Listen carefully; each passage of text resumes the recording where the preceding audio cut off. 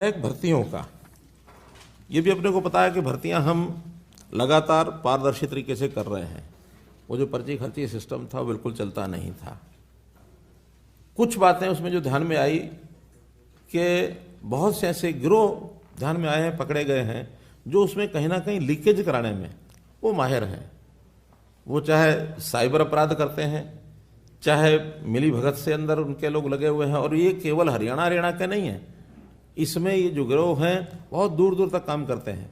यानी इनकी जड़ें जम्मू कश्मीर में मिली, इनकी जड़ें हैदराबाद में मिली, इनकी जड़ें गुजरात में भी मिली, इनकी जड़ें यूपी में भी मिली। तो ऐसे गिरोह बने हुए और सब जगह ये ऑपरेट करते हैं, क्योंकि काम करने वाली बहुत सी मशीनरी कॉमन होती है सब जगह। पेपर सेटर कॉमन होते हैं, कहाँ से प्रिंट होना वो सब लगभग कॉमन होते हैं। तो कहीं ना कहीं इनके सारे रूट्स बने हुए थे।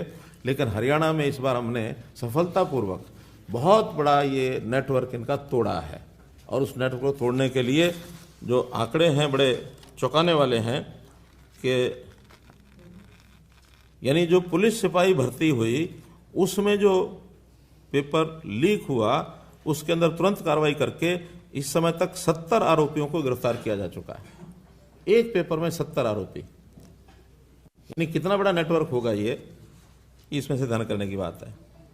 एसटीएफ ने पिछले 3 महीने में 3 बड़े गिरोह जो पकड़े हैं उसमें 26 आरोपियों को और जो है इसके अलावा और पकड़ा है। ग्राम सचिव की जो परीक्षा हुई उसमें भी 7 मुकदमे दर्ज किए गए, 64 आरोपी इसमें पकड़े गए हैं। अब इसमें मेरा कहने का मतलब ये है कि ये चीज़ें ऐसा नहीं कि अब खड़ी हुई हैं, ये बहुत पहले से बहुत जगह पर ये चल रही होती हैं। जिसका दाव जैसा लगा वैसे करने लग गए, लेकिन हमने उनके सब के नेटवर्क काट दिए हैं, तोड़ दिए हैं। और मैं अब दावे से कह सकता हूं कि अगली कोई परीक्षा होगी उसमें किसी प्रकार का कोई लूप होल नहीं मिलेगा। इंपर्सोनेशन बहुत बड़ी मात्रा में होती रही है। नाम किसी का, परीक्षा कोई देके जा रहा है, परीक्षा देने कोई आ रहा है और पुलिस में उसके जो फिजिकल पैरामीटर के लिए कोई और आ रहा है। तो उनके सबके, हालांकि एक केस हमारे पास जेबीटी टीचर्स का भी आया था जो पिछली सरकार के समय था, जिसके निशान जो है थंब इंप्रेशन हमने मिलाए थे, हस्ताक्षर मिलाए थे और उसमें सैकड़ों लोग उसके अंदर पकड़े भी गए थे। लेकिन उस समय भी हमें ये नहीं था कि भी ये बहुत बड़ा ऐसा है कि सब जगह ये सारा विषय चल रहा है। लेकिन इस बार उस पर गहराई से हमने काम करके उसको पकड़ा है, एक बड़ी सफलता है। इसमें कोई कितना ही कहता रहे, लेकिन इस एक बीमारी को जड़ से दूर करने का काम ये सफलतापूर्वक हमने किया है। मैं इसलिए बता रहा हूँ कि अब अगली भर्तियाँ बहुत जल्दी होंगी। ग्रुप सी की भी होंगी, ग्रुप डी की भी होंगी, एबी की भी होंगी। स्टाफ सिलेक्शन कमीशन भी करेगा और एचपीएससी भी करेगा।